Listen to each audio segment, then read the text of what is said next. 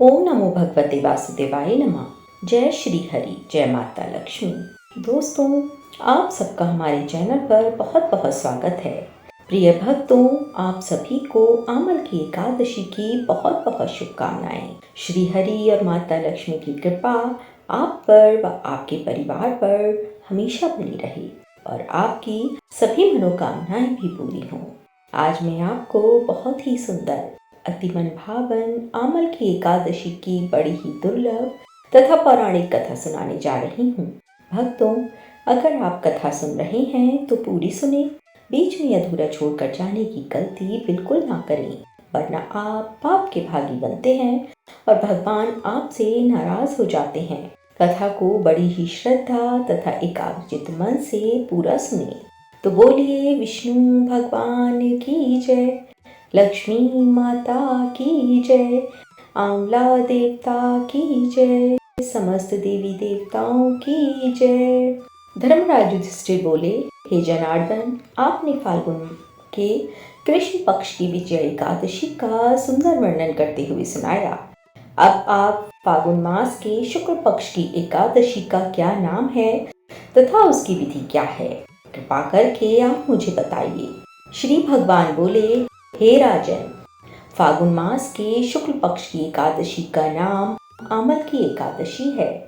इस व्रत के करने से समस्त पाप नष्ट हो जाते हैं तथा इसके प्रभाव से 1000 गौदान का फल प्राप्त होता है। इस व्रत के करने से समस्त पाप नष्ट होते हैं। हे राजन, अब मैं आपको महर्षि वशिष्ठ जी द्वारा राजा मांधाता को सुनाई पौराणिक कथा के बारे में बताता हूँ। आप इसे ध्यानपूर्वक सुने। राजा मांधाता बोले कि हे वशिष्ठ जी, यदि आप मुझ पर कृपा करें तो किसी ऐसे व्रत की कथा कहिए जिससे मेरा कल्याण हो।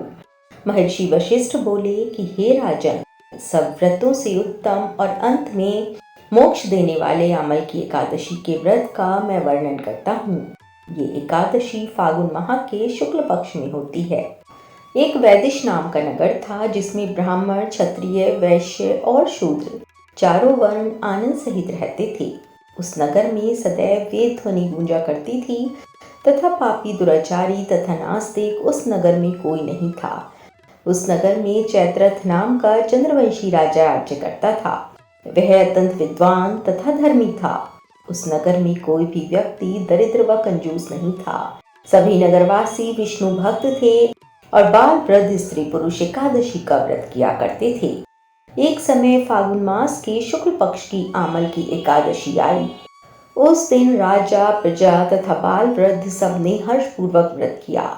राजा अपनी प्रजा के साथ मंदिर में जाकर पूर्ण कुंभ स्थापित करके धूप, दीप, नैवेद्य, पंचरंत्र आदि से धात्री आंवले का पूजन करने लगे और इस प्रकार स्तुति करने लगे, हे धात्री, तुम ब्रह्म स्वरूप हो, तुम ब्रह्मा जी द्वारा उत्पन्न हुए हो और समस्त पापों का नाश करने वाले हो। तुमको नमस्कार है। अब तुम मेरा अर्घ स्वीकार करो। तुम श्री रामचंद्र जी द्वारा सम्मानित हो। मैं आपकी प्रार्थना करता हूँ, अतः आप मेरे समस्त पापों का नाश करो। उस मंदिर में सबने रात्रि को जागरण किया। रात के समय वहां एक बहेलिया आया जो अत्यंत पापी और दुराचारी था। वह अपने कुटुंब का पालन जीव हत्या करके किया करता था। भूख और प्यास से अत्यंत व्याकुल हो वह बहेलिया इस जागरण को देखने के लिए मंदिर के एक कोने में बैठ गया और विष्णु भगवान तथा एकादशी महात्म्य की कथा सुनने लगा। इस प्रकार अन्य मनुष्यों की भांति उसने भी सारी रात जागकर बिता दी।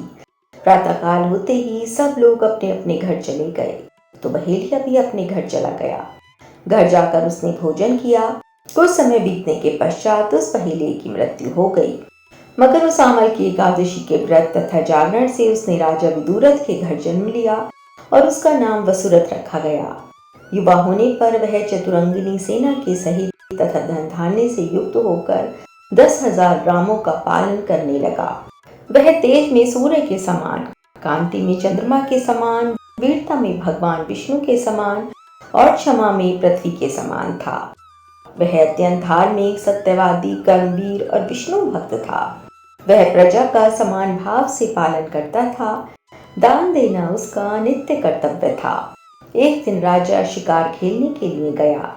दैवयोग से वह मार्ग भूल गया और दिशा ज्ञान न रहने के कारण उसी वन में एक वृक्ष के नीचे सो गया। थोड़ी देर बाद पहाड़ी मलेच्छ वहां पर आ गए और राजा को अकेला देखकर मारो मारो शब्द करते हुए राजा की ओर दौड़े। मलेच्छ कहने लगे कि इसी दुष्ट राजा ने हमारे माता पिता, पुत्र, पौत्र आदि अनेक संबंधियों को मारा है तथा देश से निकाल दिया है, अतः इसको अवश्य मारना चाहिए। ऐसा कहकर वे मलेच्छ उस राजा को मारने दौड़े और अनेक प्रकार के अस्त्र शस्त्र उसके ऊपर फेंके। वे सब अस्त्र शस्त्र राजा के शरीर पर गिरते ही नष्ट हो जाते और उनका वार पुष्प के समान प्रतीत होता।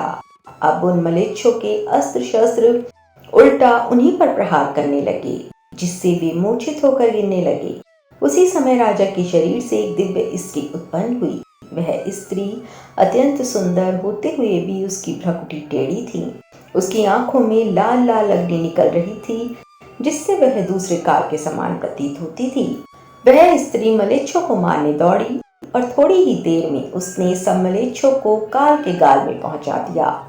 जब राजा सोकर उठा तो उसने मलेच्छों को मरा हुआ देखकर कहा कि इन शत्रुओं को किसने मारा है? इस वन में मेरा कौन हितैषी रहता है? वह ऐसा विचार कर ही रहा था कि आकाशवाणी हुई, हे राजा, इस संसार में विष्णु भगवान के अतिरिक्त कौन तेरी सहायता कर सकता है? इस आकाशवाणी को सुनकर राजा अपने राज्य में आ गया और सुखपूर्वक राज्य करने लगा। महर्षि वशिष्ठ बोले कि हे राजन, ये आमल की एकादशी के व्रत का प्रभाव था। जो मनुष्य इस आमल की एकादशी का व्रत करते हैं वे प्रत्येक कार्य में सफल होते हैं और अंत में भगवान विष्णु के लोक को जाते हैं। बोलिए विष्णु भगवान की जय, माता लक्ष्मी की जय, आंवला देवता की जय, समस्त देवी देवताओं की जय। भक्तों, अगर आपको हमारी कहानी पसंद आई हो तो वीडियो को लाइक करें, शेयर करें, चैनल को सब्सक्राइब करें और कमेंट में ओम हरि नारायण अवश्य लिखें। राधे राधे।